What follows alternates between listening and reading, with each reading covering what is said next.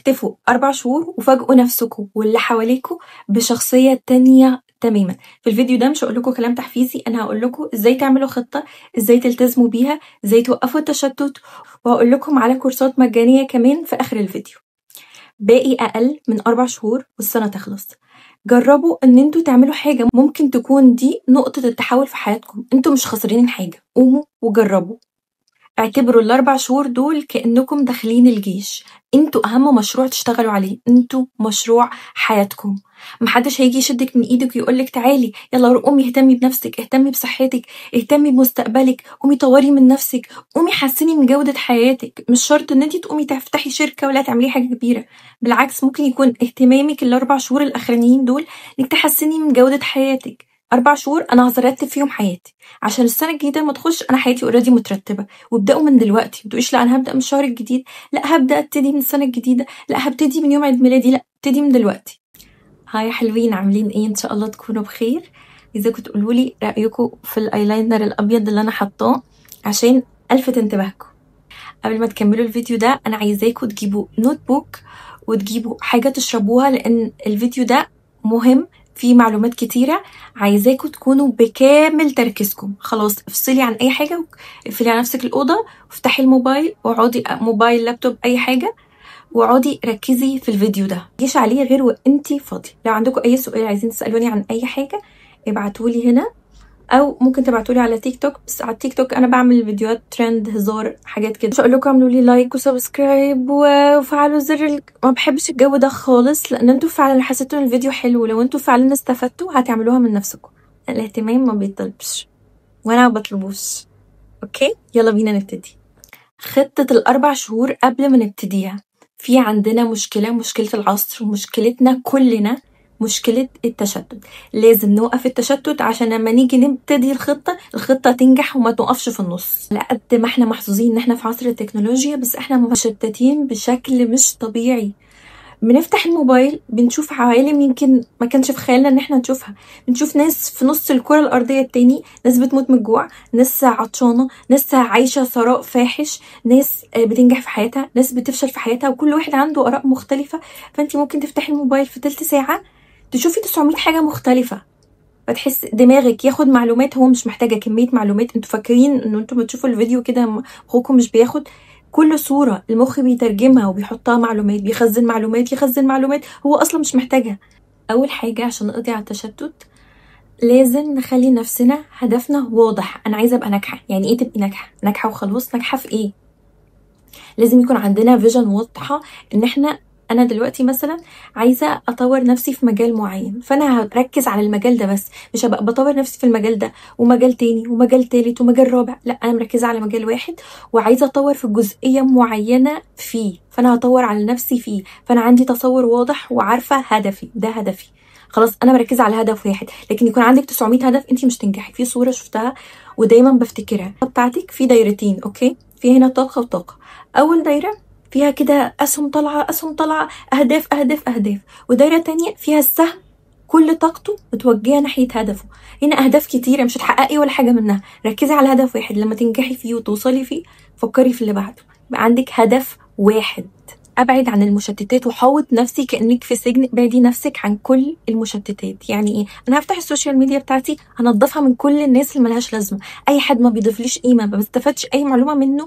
تابعي ناس مفيده ليكي تطور منك. انا ما افتح الفيديو بتاعك يديني موتيفيشن ان انا اقوم اعمل حاجه، او مثلا يضحكني، يخلي يومي يعدي لطيف، يخلي يومي يبقى حلو، فانا هعمل فولو للناس بس المفيده ليا. كل يوم بقوم اعمل انفولو للناس انت ما بتضيفليش قيمه، انا مش عايزه اتفرج عليك. ممكن الناس بتضيف لي قيمه ان هي ازاي بتحسن من جوده حياتها، او مثلا ناس بتعرف تلبس ازاي، او ناس بتتكلم عن الكتب، حد بيفيدني في حاجه.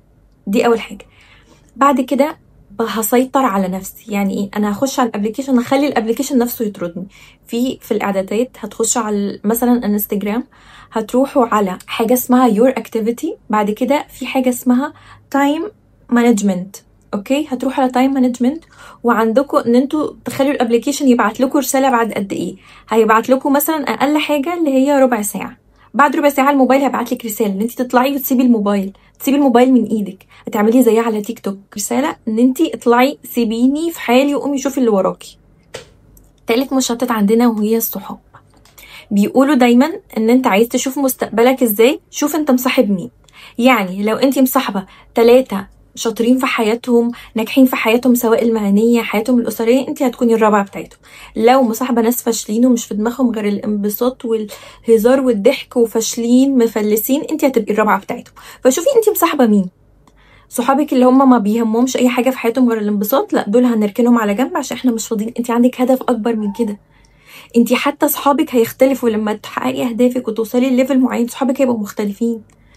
فالناس اللي بتحبطك، الناس اللي بتقلل منك، الناس اللي بتشغل طول وقتك، لا كل دول هكنسلهم. يوم واحد بس في الاسبوع ده للترفيه، اقابل صحابي، اروح فيه في حته. عندي يوم واحد بس للترفيه، عندي باقي 6 ايام انا ماسكاهم مركزه فيهم على نفسي. انا دلوقتي في معسكر، اعتبروا نفسكم في معسكر. رابع حاجه، هنحدد المهام اليوم بيومه. يعني ايه؟ هقول لكم ازاي هنعمل خطه بعد شويه، بس انا قبل ما انام هحدد الحاجات اللي انا هعملها. انا عايزه اوريكم انا معايا كام نوت بوك ماسكاهم. بصوا، ده بتاع المهام اليوميه، ده بتاع الاحلام الكبيره اللي ان شاء الله في يوم من الايام اتكلم فيه معاكم وانا اقول لكم ان انا حققتها. انا مش عارفه هما فين، في 2 3 كمان في دول. وده اللي بكتب فيه المهام بالتفصيل وهعمل ايه بالتفصيل. انا كام واحد معايا؟ انا كل ده عشان ابقى مركزه، ما تسحلش. يعني انا لو ما كتبتش الحاجات اللي هعملها من بالليل، وفي ايام كتيره بتعدي كده، الحاجات اللي هعملها تاني يوم ما بعملش حاجه. بخلص شغلي بروح الجيم، اليوم بيخلص، مفيش ولا اي حاجه تانية بعملها. لازم تكتبي المهام اللي هتعمليها بالليل قبل ما تنامي. ويلا بينا بقى اقول لكم ازاي تعملوا خطه وتنجح ان شاء الله. دلوقتي باقي اقل من 4 شهور، تمام؟ ازاي نعمل خطه تنجح باذن الله؟ دلوقتي هتركزي على 4 أو 5 مجالات تحطي فيهم هدف واحد بس. مش هتحطي 90 هدف وما تحققيش حاجه منهم، لا هتحطي هدف واحد بس في كل مجال. اختاري 4 أو 5. في مجال الصحي او الجسدي اللي هو جسمك وصحتك، مجال نفسي، عملي لو انتي بتشتغلي، او مثلا تعليمي لو انتي لسه بتتعلمي، العلاقات، تمام؟ ممكن تخليهم 3، ممكن تخليهم 4، بس كل واحد فيهم هنحط هدف واحد بس. مجال مثلا اللي انا همسكه المجال الصحي، كل ما الهدف بتاعكم كان واضح اكتر كل ما كان سهل ان انتوا تشتغلوا عليه اكتر. انا دلوقتي مثلا عايزه اخس 5 كيلو، ده هدفي في ال4 شهور واكون انسان صحي. هنقسم الهدف على 4 شهور، وكل شهر هنقسم كل مهمة على 4 أسابيع، وكل أسبوع هنقسم المهمة دي على 7 أيام. فاحنا الهدف الكبير اللي قد كده ان احنا نخس 5 كيلو هيبقى حاجة بسيطة. يعني دلوقتي انا عايزة اخس 5 كيلو، فهبتدي ان انا العب برياضة في اول شهر 3 مرات في الاسبوع. شروق يعني 3 مرات في الاسبوع، ما بحبش الجيم ما بروحش. اختاري اللي انت عايزاه، بس انا بالنسبة لي عشان اكون ملتزمة هروح ادفع اشتراك في جيم وهروح الجيم. مش حابة انك تروحي جيم، ممكن تلعبي فيه مليون قناة على اليوتيوب تقولك ازاي تخسي. انا هظبط المنبه على الموبايل الساعة 7 مثلا لحد الساعة 8، هقفل على نفسي الأوضة، هشغل التمرين قدامي وهقعد اتمرن 3 مرات في الأسبوع. وهكتب في المهام بتاعة الأسبوع ان انا اتمرن 3 مرات. ده أول شهر 3 مرات في الأسبوع بس، مش هعمل حاجة تانية. تاني شهر هنعمل ايه؟ تاني شهر هزود ان انا هاكل أكل صحي. الشهر التالت هزود نص ساعة مشي. في اي يوم انتي حباه زودي نص ساعة مشي، ان شاء الله مرة واحدة في الاسبوع. كل ما كان عندك الوقت متاح انزلي تمشي، مش شرط في الجيم، ممكن تنزلي تتمشي في مكان جنب بيتك، اي حاجة. المهم ان انا هزود في تالت شهر ان انا اتمشى نص ساعة. رابع شهر هزود في الرياضة، يعني بدل ما يبقوا نص ساعة يبقوا ساعة. هاجي اشوف على اخر ال4 شهور هتكوني ان شاء الله خسيتي ال5 كيلو، تكوني بقيتي ملتزمة. هتكوني حتى لو ما نزلتيش ال5 كيلو انت اوريدي نزلتي وجسمك بدأتي تشوفي نتيجة، فانت هتكوني حققتي الهدف او حتى على الاقل 70% من الهدف. الفكرة ان انتوا تحققوا اهدافكم ان انتوا تقسموا الاهداف. تقوليش انا هخس 5 كيلو في الشهر، لا، خسيتي على 4 شهور بشكل صحي بنتيجة بالتزام. انت لو خسيتي ال5 كيلو على 4 شهور انت خلاص بقى عندك عادة الرياضة، فانت بقيتي انسانة ملتزمة، فانت هتحافظي على جسمك بعد كده. اهتم بنفسيتي، نفسيتك لو حلوة والله العظيم هتحققي كل حاجة بتحلمي بيها. طب ازاي اخلي نفسيتي حلوة؟ اول حاجة هتبتعدي على الناس السلبية. هفضل اقولها لاخر يوم في حياتي. اي حد سلبي، اي حد بيسحبك للطاقه بتاعته السلبيه، او عايز يوديكي في نقاشات، وان انا عايزه اثبت وجهه نظري، عايزه اثبت رايي، عايز تثبتها اثبتها، انت معاك حق. حافظوا على طاقتكم. طاقتكم دي كنز، مش اي حد تديها له. انا دلوقتي لو حد كتب لي كومنت سلبي، واحده كانت كاتبه لي في الفيديوهات اللي فاتت انتي عره، وانتي مش عارفه انت شكلك عره او حاجه كده، فانا لو رديت عليها انا هديها من طاقتي، وهبقى قاعده مستنيه اشوف ردها فهي ترد، فانا اديها طاقتي الايجابيه واخد طاقتها السلبيه والكره والغضب او الطاقه اللي عندها. طب انا ليه اديها طاقتي؟ ليه انزل نفسي؟ انا طاقتي دي غاليه، احتفظ بيها ان انا اعمل فيها حاجه تنفعني. فانتوا ما تقعدوش تبدلوا طاقتكم مع الناس وانتوا مش حاسين. انا ما اروحش اقعد في قعده سلبيه كلها يا الدنيا صعبه والظروف صعبه والحياه صعبه، وانا ما الدنيا بقت سواد والاسعار باي، انا مش هقعد معاكم تاني. انتوا ركزوا انتوا بتقعدوا مع مين. يا جماعه التامل ده سحر. مهما كانت عندك مشاكل في الحياه، وعندك حاجات صعبه، وعندك حاجات وحشه جدا، اول ما تقعدوا تتاملوا تخيلوا ان احنا قاعدين في كوره متعلقه في الهواء، فيها بحر وفيها يابس، والاتنين ما بيجوش على بعض. تخيلوا ان احنا دلوقتي صبح، في جزء تاني من الكرة الارضية في عنده ليل. فما تقعدوا تأملوا ان ربنا خالق كل الحاجات دي. مشكلتك ايه دي اللي هتعجز على ربنا؟ ولا اي حاجة. دي ولا اي حاجة. تقعدوا كده من غير موبايل، من غير ميوزك، من غير اي حاجة ممكن تشتتكم، تقعدوا كده بس تتفرجوا على خلق ربنا ان شاء الله 5 دقايق في اليوم، من غير ما تعملوا اي حاجة، من غير ما تقعدوا تفكروا في مشاكلكم. اقعدوا بس تأملوا في قد ايه السما جميلة، وقد ايه السحاب شكله حلو، قد ايه تدرجات الالوان بتاعة البحر، ازاي هنا البحر فاتح وغامق وجوه اغمق. اقعدوا كده تأملوا واسرحوا، تحسوا انه دماغكم عملت تأملوا. انا اول شهر هتعلم التأمل، وهبعد عن الاشخاص السلبيين اللي في حياتي. تاني شهر، انا اول شهر خلاص نظفت نفسي ونظفت قعدتي من الناس السلبية، وبقيت اتأمل ان شاء الله 5 دقايق كل يوم. اول ما اصحى بس كده اقعد اتفرج كده وانسى اي حاجة. تاني شهر هتركزوا على حاجة تعملوها تزودوها، مثلا زي اليوجا. مليش علاقة اليوجا الناس بتعملها ازاي في بلاد تانية، اليوجا انا باخدها كتمرينات لجسمي تخليني اتأمل، نوع تاني من التأمل مع تمرينات للجسم، عشان في ناس بتقعد تاخدها في حتة تانية. تمام. فانا مثلا بحب اروح اول يوجا على البحر. شروق ما عنديش ميزانيه ان انا اروح اعمل يوجا بره، افتحي الموبايل وشوفي اليوجا، شغلي موسيقى هاديه وشوفي اليوجا بيعملوها ازاي. مره واحده في الاسبوع، مره واحده في الاسبوع، او مره كل اسبوعين. رابع شهر اقعد اشوف فيديو كده اسمعه ان شاء الله مره واحده في الشهر. هكتب في النوت بوك بتاعتي يوم كذا انا هسمع بودكاست عن الصحة النفسية، هسمع بودكاست ان انا ازاي ابعد عن الناس السلبيين، هسمع بودكاست ان انا ازاي اقول للناس لا. يبقى انا قاعدة بشتغل على نفسيتي، وقاعدة بشتغل كمان على جسمي. انا حاجتين شغالة عليهم بخطوات بسيطة. هلاقي هدف مالي، انا عايزة ازود دخلي. طب ازود دخلي ازاي؟ ان انا اتعلم مهارة جديدة. طب انا المهارة الجديدة دي محتاجة فلوس، محتاجة مثلا كورس اخده فيها، هشوف اونلاين، مفيش اونلاين، كل الكورسات بفلوس. طب انا هحوش، هعمل كده. كل جنيه هتصرفيه اكتبي بتصرفي جنبه ايه. كل جنيه بتصرفيه، جبت ازازة مية النهاردة اكتب 5 جنيه ازازة مية، جبت سناكس ب50 جنيه سناكس اكتبي كل حاجة اول شهر. وتيجي على اخر اول شهر هتكتبي ايه الحاجات اللي ملهاش لازمة هتشطبي عليها، تقللي من مصروفاتك.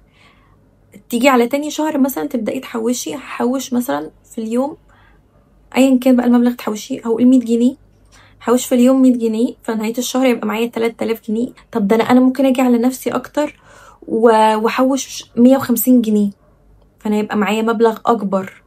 فهتقعدي تزودي الشهر اللي بعده، لا ده انا ممكن احوش اكتر من كده، وهحوش للكورس اللي هاخده اللي هيزود لي دخلي. بدل ما بقبض 5000 هيخليني اقبض 7000، هيخليني اقبض 8000، هيزود لي دخلي. دراسة او الشغل. الدراسة مثلا انا دلوقتي محتاجة اعرف ازاي اطور من نفسي. اول حاجة الدراسة محتاجة اطور من نفسي فيها. طب محتاجة ايه؟ محتاجة اتعلم انا ازاي هتعلم. يعني احنا بنقعد نذاكر زي ما اهلنا احفظوا ده، ذاكروا ده، 1+1=2. لا، في طرق للتعلم تخلينا نوفر وقت ونفهم الحاجة اسرع. في كورسات موجودة على لينكد ان، هحطها لكم في اخر الفيديو، اسمها How to Learn، ازاي تتعلموا. هخلص الكورس ده في اول شهر، ماليش دعوة بقى، الكورس اصلا مش طويل، فالكورس هخلصه في اول شهر. هعمل لنفسي خطة الوقت اللي انا بقى فاضي فيه هخلصه. طب انا كده ايه، اخدت اول كورس. تاني شهر هاخد كورس تاني على لينكد ان. تالت شهر هاخد كورس تاني على يوديمي. رابع شهر يبقى انا خلصت في الاربع شهور دول 4 كورسات يخلوني اطور نفسي في مجال التعليم. نيجي على مجال الشغل، انا عايز اطور نفسي في مجال الشغل، عايزه اقبض زياده، اشوف كورس يخليني اطور من نفسي. تاني شهر هروح اشوف مين التوب في المجال ده واروح اسالهم. تالت شهر هروح اسمع بودكاست ناس بتتكلم عن البيزنس او ايا كان. عايزه افتح براند جديد، فانا اول شهر هعمل ايه؟ هشوف السوق محتاج ايه، ناس فاتحه مشاريع كتير، طب انا هتميز في ايه في المشروع ده. اول شهر هدرس الماركت. تاني شهر اروح اشوف المصانع واشوف الورش، اشوف احسن سعر، احسن اقمشه. تالت شهر احضر ميزانيتي، احضر الفلوس اللي هحطها في المشروع ده، هدرس، هعمل دراسه جدوى للمشروع. رابع شهر هبدا المشروع بقى، هبدا الماركتينج بتاعه. طب انا هبدا الماركتينج ازاي؟ هذاكر في الاربع شهور دول ان انا ابتدي المشروع بتاعي على بدايه السنه الجديده. انا ازاي اطور من علاقاتي. اي حد ما بيضيفليش حاجه في حياتي فهو بره حياتي. انسحبوا بالراحه. اول شهر اقلل من كلامي معاهم، اقلل من التواصل معاهم. تاني شهر اقلل كمان، رابع شهر اقلل كمان، لحد ما انتوا تنسوهم خلاص، هما مبقوش موجودين وهما كمان ينسوكوا. فانا هقعد افلتر علاقاتي. علاقاتكم بجد هتفرق في جوده حياتكم بشكل مش طبيعي. اهداف، قسمت الاهداف دي على كل شهر هعمل ايه، كل شهر قسمته لكل اسبوع هعمل ايه، كل اسبوع قسمت في اليوم هعمل ايه. دلوقتي انا ازاي التزم بالخطه؟ انا بعمل خطط وبتفشل، بعمل خطط ببدا اول اسبوع ما بكملش فيها. ازاي نلتزم بالخطه؟ اول حاجه عشان نلتزم بالخطه لازم يكون في حافز. ايه الحافز؟ لازم تخلوا الحافز ده قدامكم طول الوقت. انا مش هقدر اوري الكاميرا، بس انا حاطه صوره الحاجه اللي عايزه اوصلها فوق السرير بتاعي. اول ما بصحى بشوفها. بيت موبايلي حاطه الحلم اللي انا عايزه اوصله. الناس اللي متابعاهم هي كلها يا اما ناس بتتكلم عن ازاي يحققوا احلامهم او ناس وصلوا لاحلام كبيره. اليوتيوب بتاعي الناس اللي بتابعهم هما بس بيدوني موتيفيشن.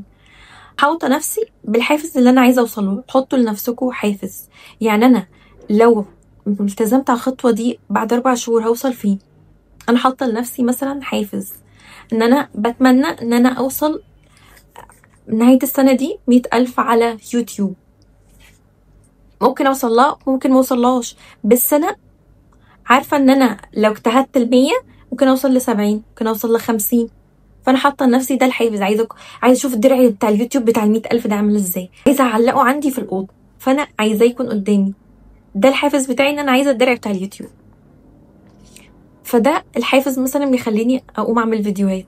خلي قدامكم حافز. عايزه تقومي تعملي بزنس، حطي قدامك صوره واحده حققت بزنس. حطي مثلا هدى بعشقها، انا حاطه صورتها برضو في الفيجن بورد بتاعتي. هدى بيوتي، هدى قطان. خلوا قدامكم حافز يخليكم ان انتوا تقوموا طول الوقت ان انتوا تعملوا الحاجه. لازم احط قدامي حافز. تاني حاجه هبتدي بخطوات بسيطه. مثلا انا عايزه اكون رياضيه، فاروح ايه؟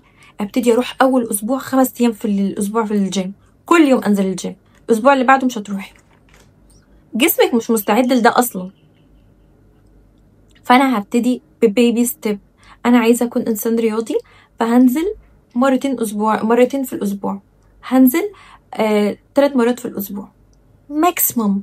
ابتدي بخطوات صغيره، لما تحسي ان هي بقت خلاص جزء من روتينك كبري الخطوه.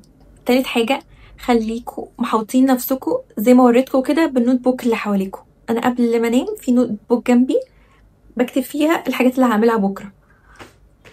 دايما في نوت بوك جنبي. الارم المفروض في الساعه كذا، الساعه 7 ما اقوم البس اروح الجيم. حاطه الارم ان انا اقوم الساعه 7 اروح الجيم. ستيكي نوت حواليا، كتب حواليا، كل حاجه عشان افتكر انا هعمل ايه النهارده. انا النهارده لازم اعمل، وبحاسب نفسي نهايه الاسبوع الاهداف اللي انا حطاها ايه، نفذت ايه، كام حاجه منها. ده نفذت منه 9/10، ده نفذت منه 4/10. ده لا، يبقى ركز على اللي ركزت فيه 4/10 ده وخليه 9/10 الاسبوع اللي جاي. الشعور بالذنب، المثاليه من الحاجات اللي هتخليكوا ان انتوا ما تكملوش. يعني انا مثلا لو ما التزمتش الاسبوع ده خلاص انا مش مكمله، لا عادي جدا، احنا بشر. محدش بيمشي كده، لا محدش بيمشي اللي هو ايه انا مش روبوت هقوم اعمل كل يوم نفس الحاجات وهيبقى عندي طاقه. لا، في ايام مش هيبقى عندك طاقه تعملي حاجه، وفي ايام مش هتعملي حاجه عادي. هقوم بكره اكمل، ما عملتيش حاجه الاسبوع ده اعمل الاسبوع الجاي، ما عملتيش حاجه الشهر ده اعمل الشهر الجاي. المهم ان انا ما وقفش. حتى لو جت ايام ما عرفتيش تكملي، ايام نفسيتك ما كانتش فيها حلوه، مش مشكله عادي جدا، كملي ما توقفيش. اهم حاجه الاستمراريه. محدش بيستمر بنفس الانرجي، مستحيل. احنا بشر في النهايه، محدش بيستمر بنفس الطاقه. لازم هيجي عليكي وقت ما عندكيش اي طاقه، عادي جدا، كملي وما توقفيش. تخيلوا ان ذكرياتكم بعد كام سنه هتكون المشهوره الفلانيه سافرت والمشهوره الفلانيه جت ودي اتطلقت ودي اتجوزت، وان انتوا تفتحوا الجاليري ما تلاقوش اي حاجه، تقعدوا تبصوا حواليكم مفيش اي حاجه اتغيرت، كل حاجه زي ما هي. ليه؟ لان انتوا واقفين بتتفرجوا على حياتهم، مش بتتفرجوا على حياتكم انتوا. حياتكم واقفه، انتوا متفرجين. طب ما انتوا كمان ممكن حياتكم تكون حلوه، ممكن تغيروا منها، مش شرط تنطوا نطات كبيره، بس ممكن تكون احسن، تكون اريح، تكون ابسط. ما تبقوش انتوا قاعدين بتعافروا طول اليوم عشان كام الف جنيه، ممكن تكون احسن من كده. طبعا بتوفيق ربنا، كل حاجه بتوفيق ربنا. فما تختزلوش حياتكم ان انتوا قاعدين على السوشيال ميديا. اقول لكم على حاجه كمان، السوشيال ميديا بتسرق حياتكم وانتوا مش حاسين. خليكي اقول لكم اللي بيحصل. انتوا اول ما بفتح السوشيال ميديا او الموبايل ده بيكون ادمان، زي ادمان المواد المخدره. انا ما بشوفه خلاص دماغي ده بتعمل اوف، فبروح لعالم تاني، عالم ناس في الهند، ناس في امريكا، ناس في اي بلد بيعملوا اي حاجه، فانا خلاص كده دماغي بتتخدر. فبيديني السوشيال ميديا بتديكي دفعه دوبامين، خليكي كده ايه، مدمنه، بتديكي سعاده مؤقته. ان انا هفتحها وههرب من كل حاجه، ههرب، يمكن اهرب اما افتح السوشيال ميديا، اهرب من احلامي، اهرب من حياتي، اهرب من الواقع بتاعي. فافضل طول اليوم ماسكه السوشيال ميديا، فيديوهات فيديوهات فيديوهات فيديوهات فيديوهات، وتلاقي كده كده بعد ما اتفرجتي على الفيديوهات دي وشفتي تلاقيه ما عندكيش طاقه، اللي اتسحبت كل طاقتك. هبدا اعيش انا حياتي، معيش حياه الناس. انتوا عارفين ما بتعملوا ايه، انا معاكم، انا مش بقول لكم، انا كمان معاكم في النقطه دي. انا بقعد اتفرج على الستوريات دي والستوريات دي، وفي الاخر طب ما دي اللي انت بتتفرجي عليها دي مش حياتك، انت فين حياتك؟ اوكي اتفرجوا وانبسطوا وغيروا، تغيروا مود كده من ضغط الشغل وضغط الحياة، بس ما تبقاش دي كل حياتكم. في الفيديو ده انا عايزاكم تكتبوا لي 3 أو 4 اهداف، اكتبوها في الكومنتات، انا مش هرد عليها دلوقتي. هاجي بعد 4 شهور ان شاء الله على بداية السنة الجديدة باذن الله، هرجع اشوف الكومنتات واسالكم حققتوا كام هدف من اهدافكم وعملتوا ايه ووصلتوا لايه. هكتب لكم في الكومنتات، انا مش هرد على ولا كومنت للناس اللي كاتبه الاهداف. اشوفكم عملتوا ايه، يا ويلكم ما تلتزموش. يلا اقول لكم على الكورسات المجانيه اللي تاخدوها. جمعت لكم كام مجال كده في كورسات ممكن تخليكم تطوروا من نفسكم. لو عايزين كورسات مجانيه في اي مجال ابعتوا لي في الكومنتات وانا ان شاء الله هجيبها لكم. learn how to learn ده من كورسيرا، هتلاقوا اللينك بتاعه في الديسكريبشن. وكمان في تايم مانجمنت، ازاي تديروا الوقت وتتحكموا في الوقت، وده كورس مهم جدا، هتلاقوه برضو على يودمي. وفي كورس ازاي تبنوا ثقتكم بنفسكم من يودمي. وفي كورس ماشين ليرنينج AI موجود على جوجل. وعايز اقول لكم على جوجل في كورسات ديجيتال ماركتنج فور فري، هي بس مش هتاخدي الشهاده بتاعتها، لو انت عايزه تاخدي الشهاده تدفعي $30 او $40. ففي كورسات كتيره موجوده على جوجل، موجوده على يودمي وعلى كورسيرا كمان. جامعه هارفارد كمبيوتر ساينس، ودي مجرد مقدمه، لو حبيتوا ممكن تكملوا في المجال ده، تشوفوا نفسكم هتمشوا فيه ولا. لينكد ان بيفتح لكم كورسات مجانيه في مجالات كتيره قوي ولمده شهر، تبداوا تستغلوا. انتوا عايزين تتعلموا الديزاين، التصميم، الحاجات دي كلها، في كانفا ديزاين سكول، ودي فيها كورسات ازاي تصمموا، ازاي تتعاملوا مع كانفا، ازاي تصمموا في كانفا. فدي موجوده، احط لكم برده اللينك بتاعها. كومنتاتكم وتحفيزكم هو اللي بيخليني اكمل، لان ده الحافز ليا عشان اكمل. ان شاء الله تكملوا الفيديو للاخر وما تزهقوش.